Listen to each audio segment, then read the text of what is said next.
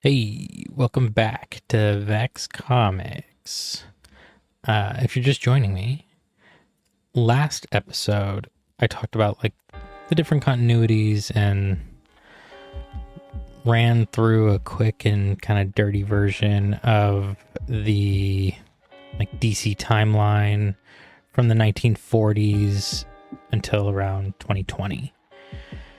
Today,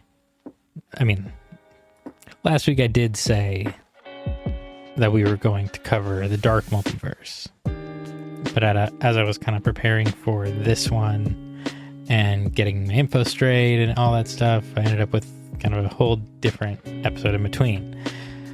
So, you're getting the Game of Thrones dragon treatment with the dark multiverse and Barbados. So it's coming. Don't worry. It's definitely on its way for sure. Probably next, actually next for real. So, in the meantime, we're going to expand on the timeline with the fallout of Doomsday Clock, which is kind of where we left off. Okay. So, follow me. We left off in the post-Flashpoint era of the New 52, kind of during Rebirth, the Rebirth storyline arc. And at this time, we have 52 new rebalanced Earths after the whole failed Final Crisis experiment. And I'll break it down like this. We have Earth 0, which is also known as Prime Earth. Not to be confused with Earth Prime, which is Earth 33. I don't know why they decided to have both an Earth Prime and Prime Earth, but here we are. To make it simple, I'll only ever refer to Earth Prime as Earth 33 because it's never brought up again. So if I say Prime Earth, it's the only one. It's Earth 0. The quick version is Earth 33 is where we live. Superheroes are fictional. We read about them in comics, etc., etc. It's our world. Prime Earth is where all the main everything takes place, specifically in the comics. All the canon mainline comics is all Prime Earth. If you remember from the last episode, when they went through all these changes in continuity, they tried doing unlimited Earths, they tried doing only one Earth, then 52 Earths, then landed on almost a mix, kinda. 52 Earths, where Earth 0 or Prime Earth was the main Earth, and that kind of seemed to be the best parts of each method. Instead of having either one or a bunch, it's one and a bunch. But now, you might be thinking, what about the new Superman movie, right?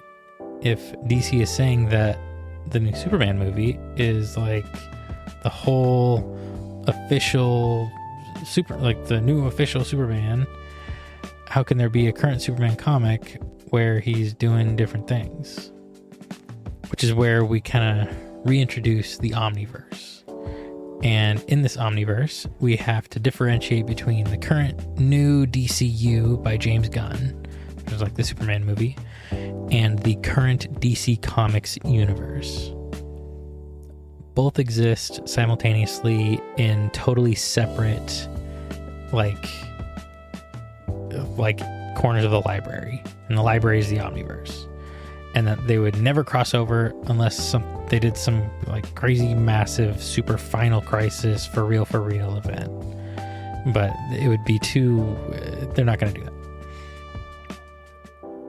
But as long as you recognize that two current characters in different forms of media can exist at the same time, then you'll be fine.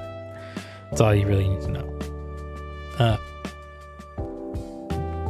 That was kind of a tangent, but the lead up into the modern era ended with the Doomsday Clock arc. That's where we're at.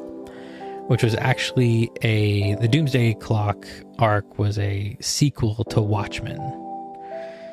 And with this new rebirth era, they kind of adjusted the timeline in a way to be able to squeeze in the Watchmen story to make it make sense, which is, I like Watchmen, so I thought it was pretty cool.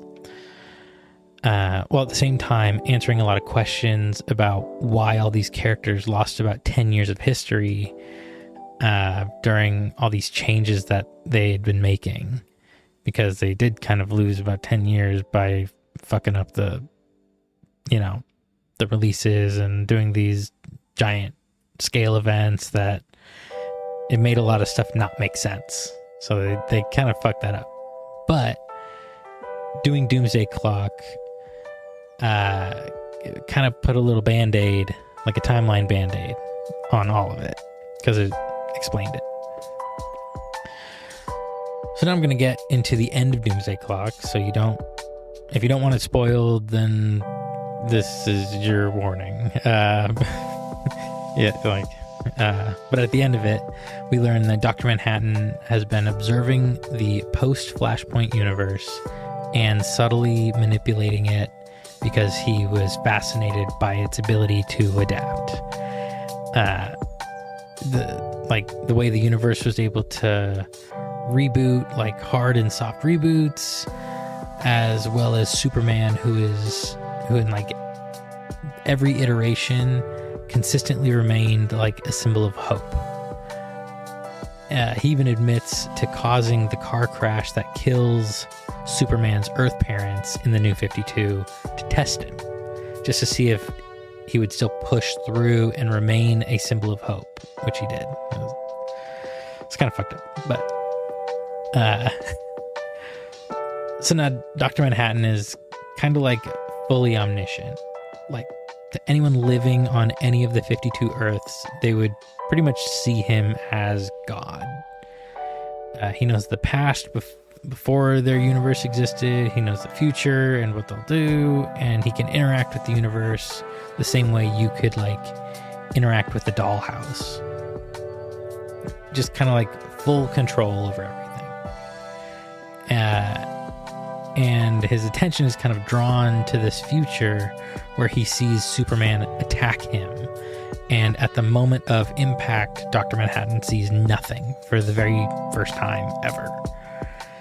And so he doesn't know if this means that he dies, the universe ends. Like, he doesn't really know what that means.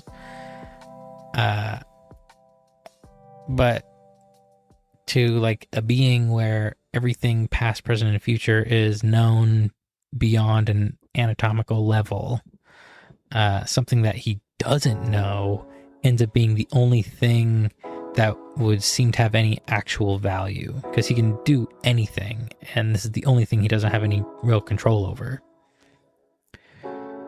So Dr. Manhattan feels this future is inevitable because of what he believes people do from everything that he's witnessed, which is probably because he's just so curious from it.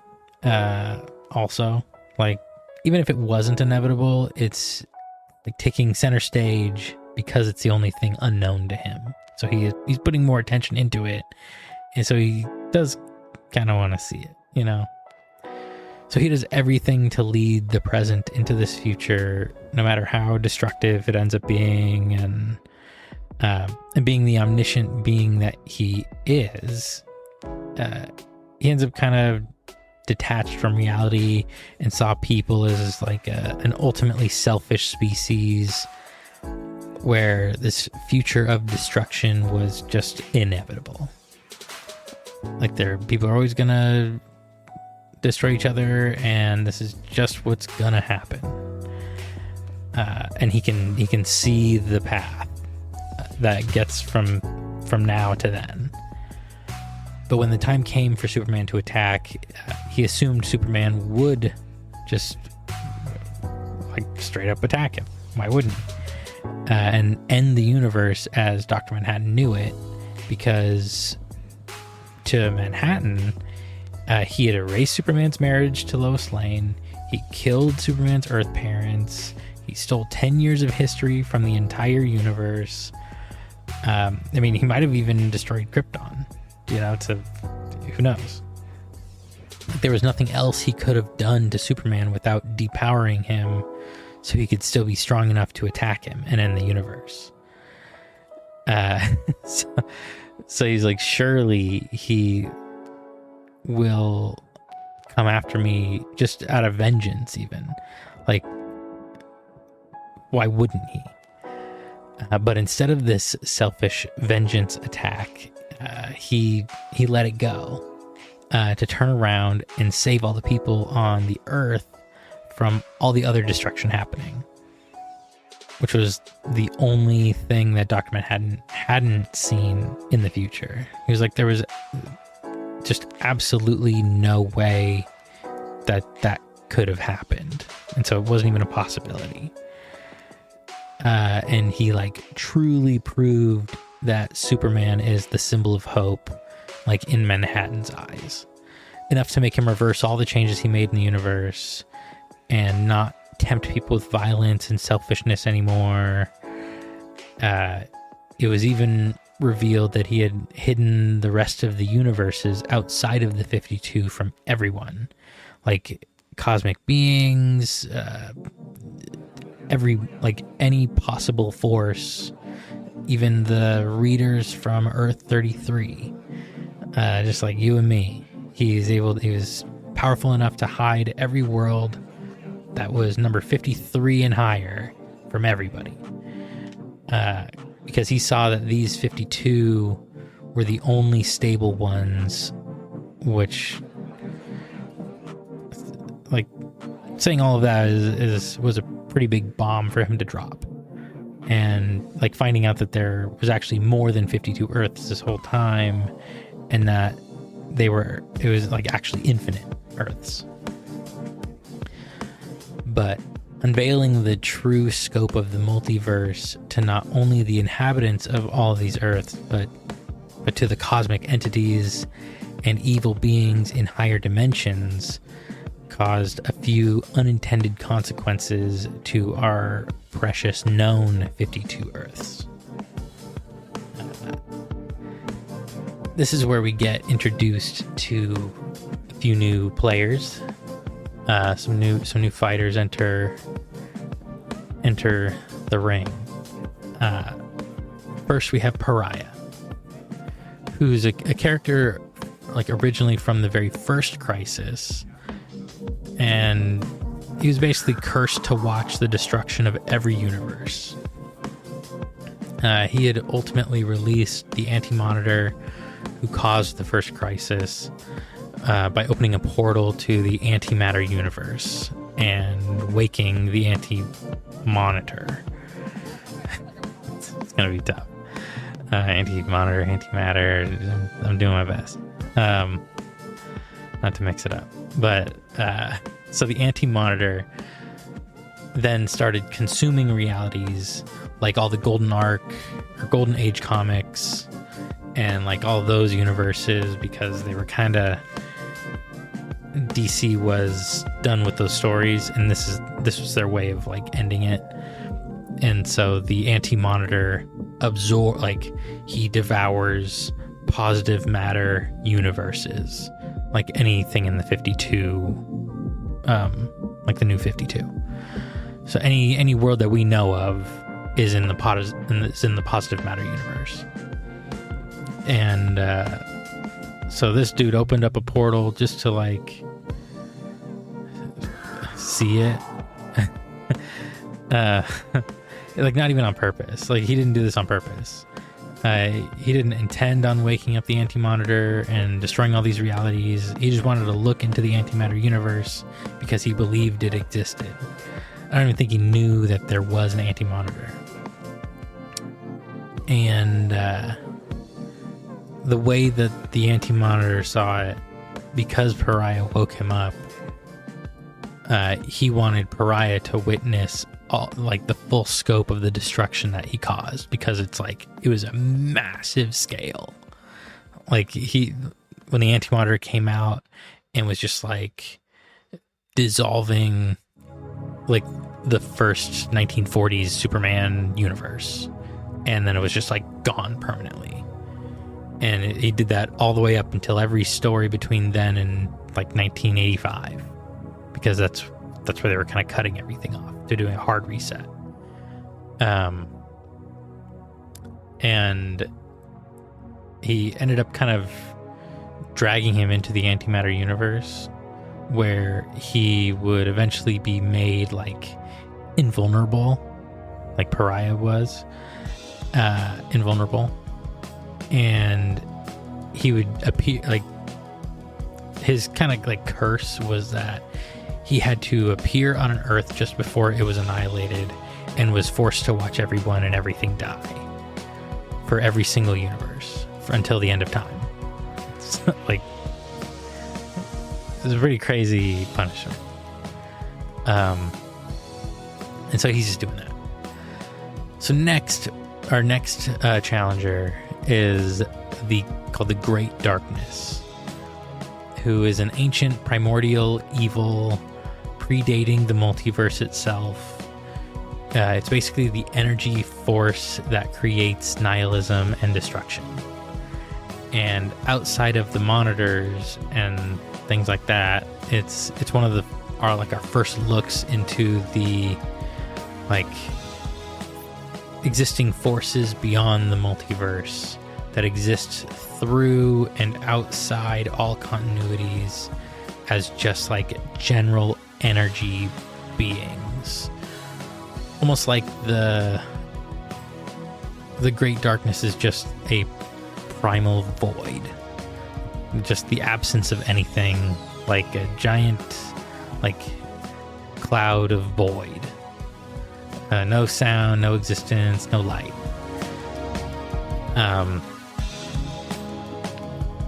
They actually kind of reference it as like, in the beginning there was only the Great Darkness, and then a spark of light emerged, which is like also known as the Source, or the Great Light. Yeah, the Great Darkness, the Great Light. And that created existence. And this act of creation made the Great Darkness kind of retreat away from all of this creation. So it doesn't exactly like hate creation like a villain would. It just more sees it like a tumor in its realm of infinite nothing, and has a need to restore everything to its original state of nothing.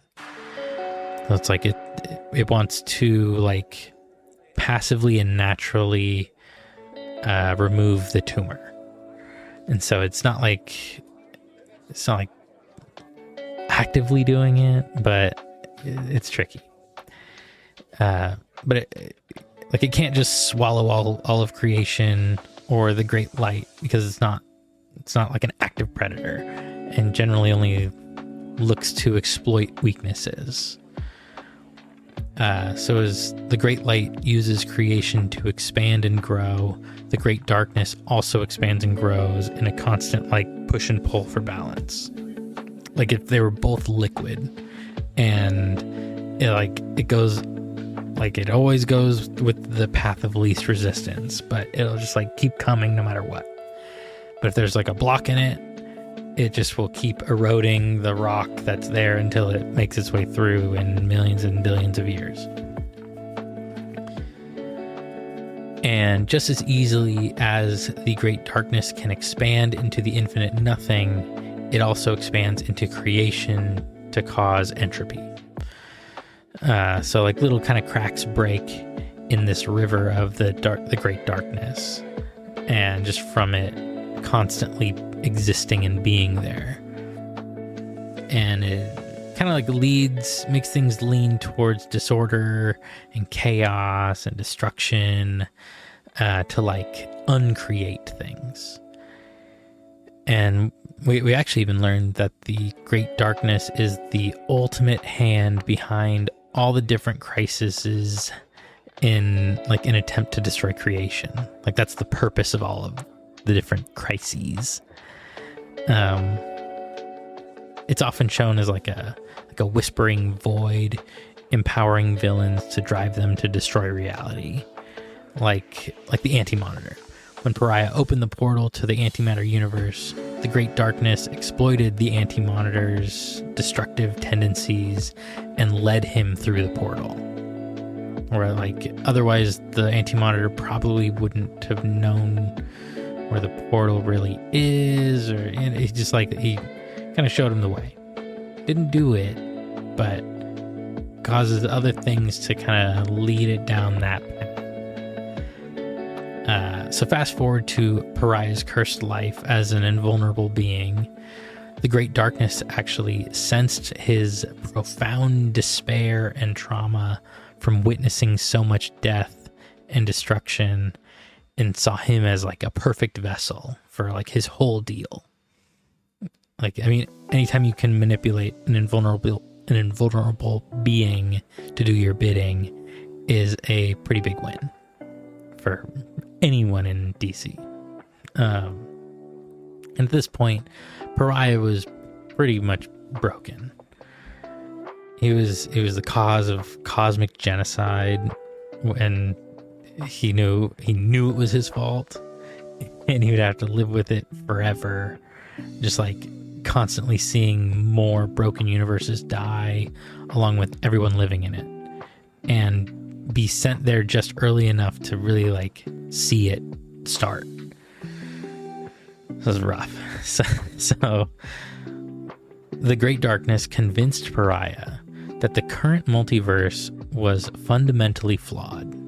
I mean, by this point, he had seen so many Earths die, it wasn't hard to convince him why it was flawed, because he's like, oh, that's not gonna work because it's got this, and then Pariah would be like, oh yep, I've seen that before, and so he was immediately on the same page.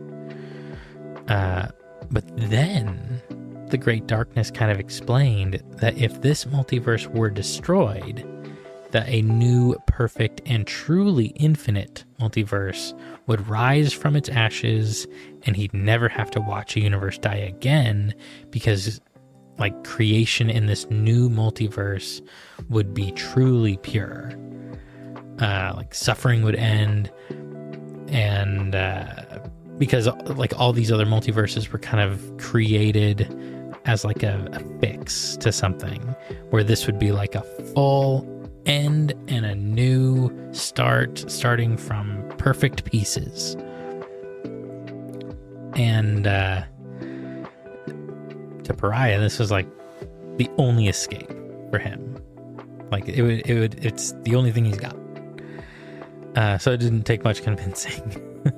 I mean, he'd never had any other pitches, so this is the only thing. But little did he know that the Great Darkness had no intention of creating anything perfect, and was he just wanted the multiverse destroyed. This kind of piggybacked off Dr. Manhattan unveiling the true infinite nature of the multiverse, because before, the Great Darkness only really knew of the 52 Earths, and it was kind of boring. Like it didn't exactly see it as a threat, and wiping it out was more of just a matter of time. Like, time is the one thing that he's got, you know. It's in the queue for him to do, but it's also not going anywhere. So it's like, I'll get to it when I get to it. Or if like the perfect chance for him opens up, he'll take it. But it's like, if it happens this millennia, next millennia, who cares? Like, I'll be there. I'm just waiting. But now, with it being infinite, it was like thinking your enemy has like 52 soldiers when they have infinite. So it immediately showed up on its radar. Like, oh shit, we got to deal with this guy like yesterday. Which this is also what made it so attractive for Pariah to help the Great Darkness, because if there were now infinite flawed Earths, that would mean having to watch infinite Earths die over and over again. So he was fully on board now. So, putting them aside, our next new fighter is Perpetua. And she actually includes 3 others. She's the literal creator of the current multiverse, like the current positive matter multiverse. And she's the mom of the Monitor, Anti-Monitor, and World Forger. To make it simple, really, the Monitor maintains the stability of the positive matter universe. That's his whole deal. That's why she had him. That's the job she made him do. That's what he does. The Anti-Monitor acts as a counterbalance and opposite to the Monitor, which inherently became corrupted just instantly. And his primary goal was to consume all positive matter to increase his own power and expand the antimatter void. He started out as just being like the opposite to the Monitor to like create a balance, and it was just like immediately exploited because the nature of him being the opposite. And then her third son, his name is Alpheus. They all have like Mobius and Alpheus and more. I don't know the other one's name. It's like Maul something. I don't know. But Alpheus is the third son, and he's called the World Forger. And he worked at the World Forge. That's pretty straightforward. He created new universes there that could either rise into the positive matter multiverse or fall into this new trash can called the dark multiverse, which is when these 3 sons were created. She had made kind of 3 realms, these 3 cosmic realms. The positive matter multiverse that holds all the Earths, multiverses, almost everything we've seen, made up of a bunch of now infinite universes, all put together in one thing, just positive matter. And then we have the antimatter universe, which is kind of like a single universe meant to negatively mirror the stable positive matter multiverse into a stable, like, negative universe. And it has like beings like the anti-monitor who beats on positive matter to get stronger, and the guy from before. At least,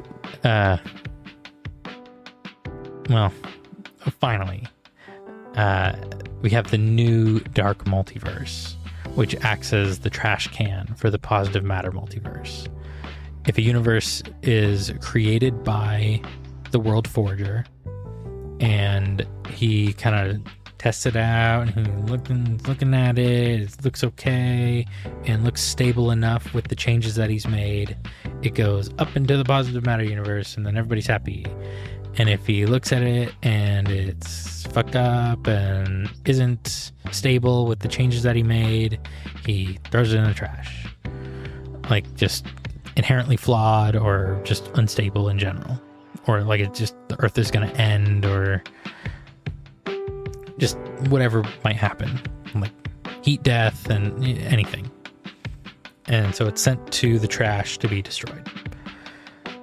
And it's kind of tricky because the World Forger kind of gets to exist in this like fourth place outside of these 3 realms at the World Forge.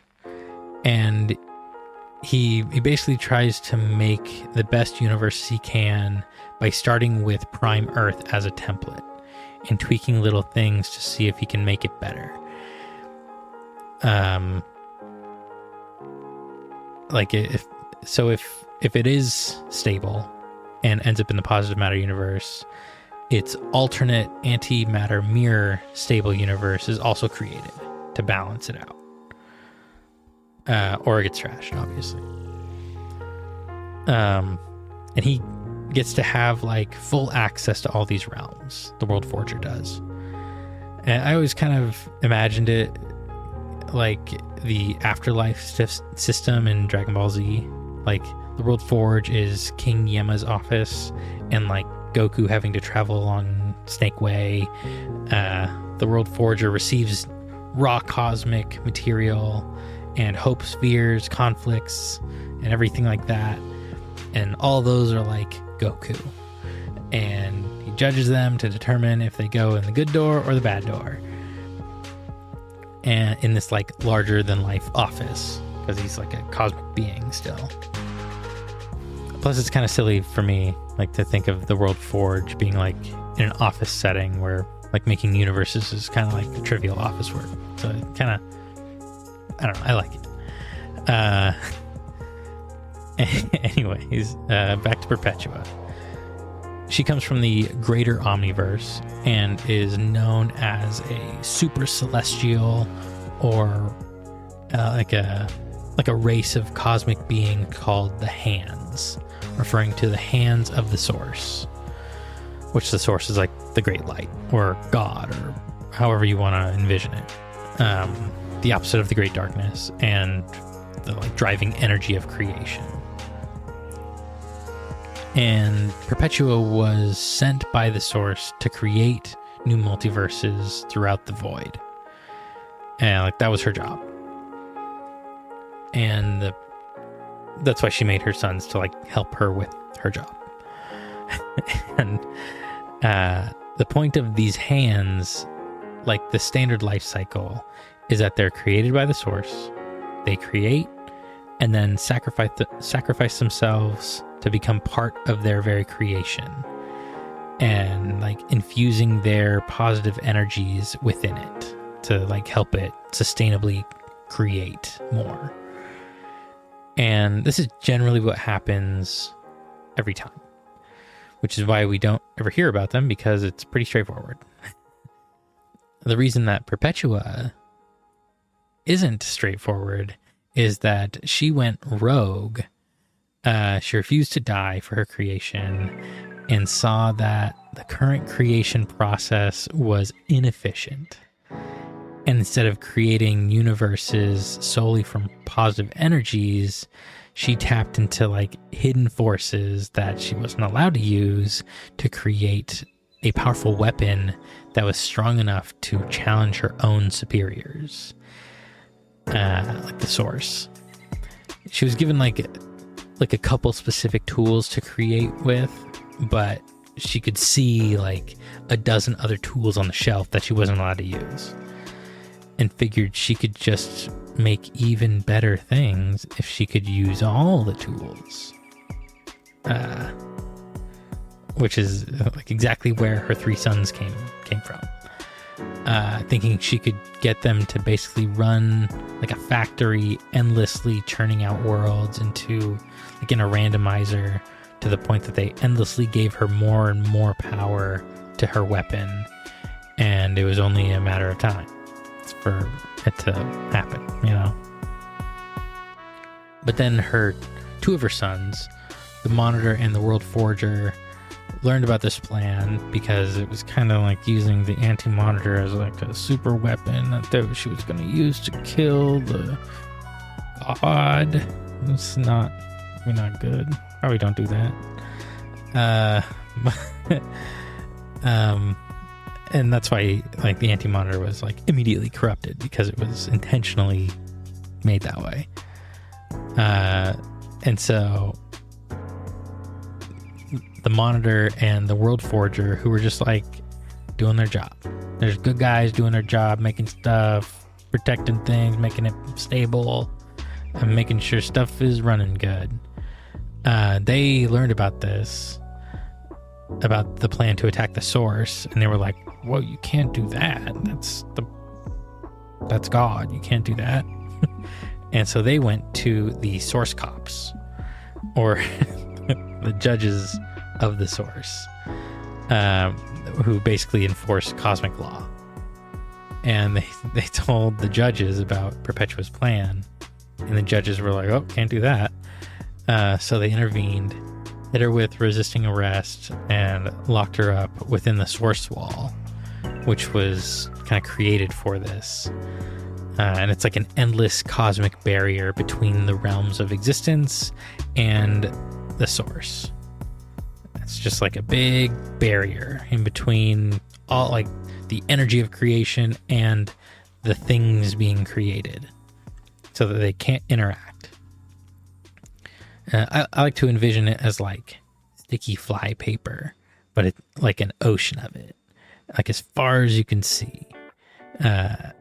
Even though it's more like an energy stone kind of, but it's like sticky fly paper, full of petrified bodies of giant celestial beings who all tried to make it through, wanting to understand the mysteries of the source, or access the power on the source's side to be like all powerful, or so it acts as like an ultimate prison, fueled by the power of the source itself, which is just like inherently stronger than any being that gets trapped, because any being would have been created by the source. So you end up having like beings like Perpetua, guys like Darkseid's father, sometimes even Darkseid himself is stuck in it. Depends on the time. Just like if someone tries to commit a cosmic crime, they get sent and trapped in the wall, so they can be on display as a warning to anyone wanting to wield the limitless power of the source. And it's like, yeah, go for it. If you think you're stronger than Darkseid's dad, Perpetua that created the multiverse, if you think you're like hotter shit than that, go for it. This is what happened to them. And people still try, but the exciting part is Perpetua was its first decoration. Like the prison element of it was made specifically for her because her crime was so critical to creation. Like she was trying to like destroy the energy of creation, which is crazy. But now this is where the timeline gets kind of confusing, because this isn't when Perpetua was locked away, because that was billions of years before, at the initial beginning of the multiverse as we know it. This is just when we learned about it happening, because all this info was unknown, and the origins of like the multiverse, like that was all unknown before this point. And it just like retconned all of that information from millions of years ago. So the cosmic entities, like all of the people that we talked about were finally revealed after the events of Doomsday Clock, because of how they unveiled it, where he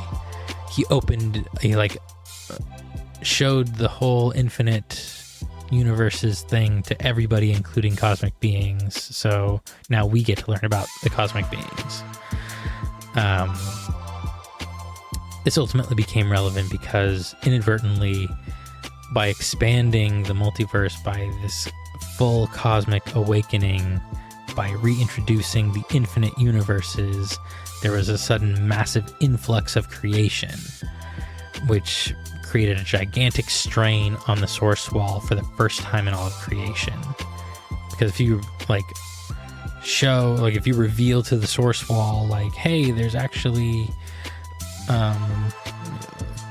millions and millions of other Earths that need the energy of creation because they're existing, then they suddenly have to like export a lot more energy, a lot more creation energy from the source, which it's already using a lot of energy to make the source wall.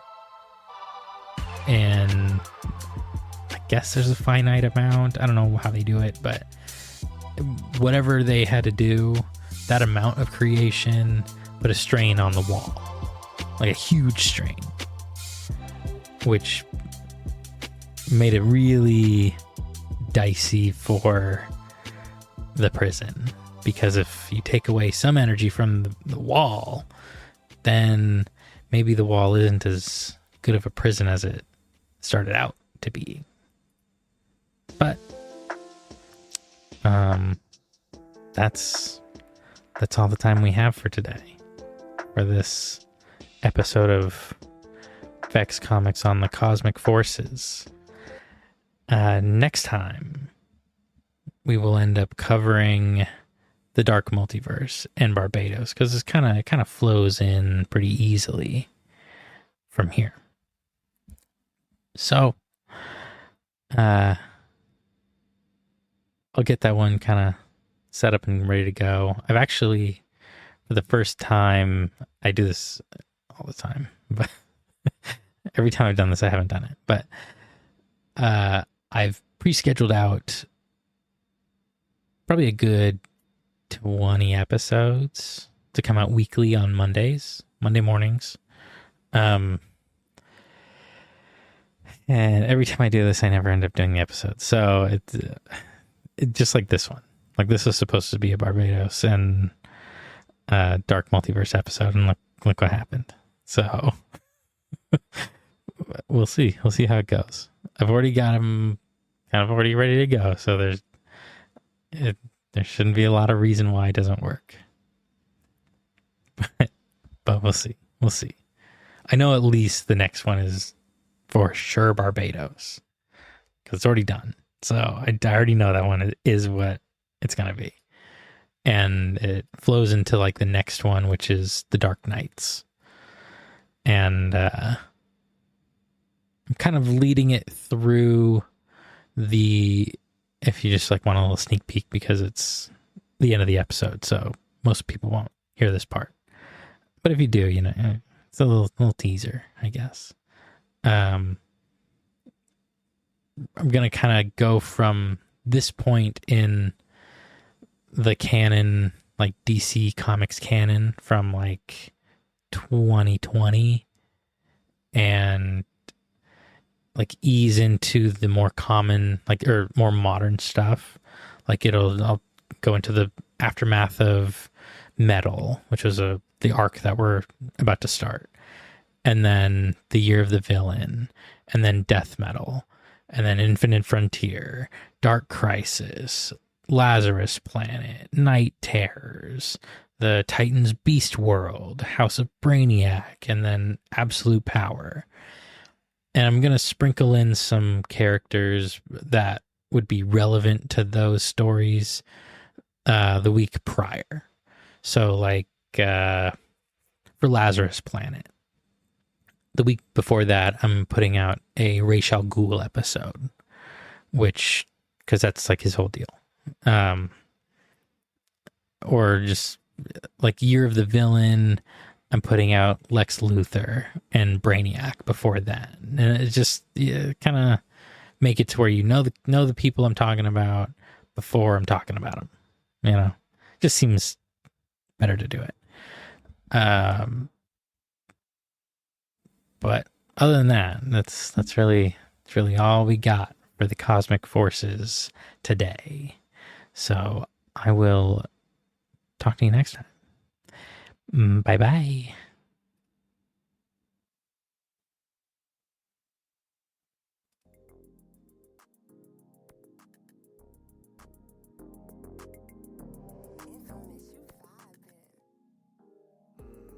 How you doing? Pause. Go ahead. Round of applause.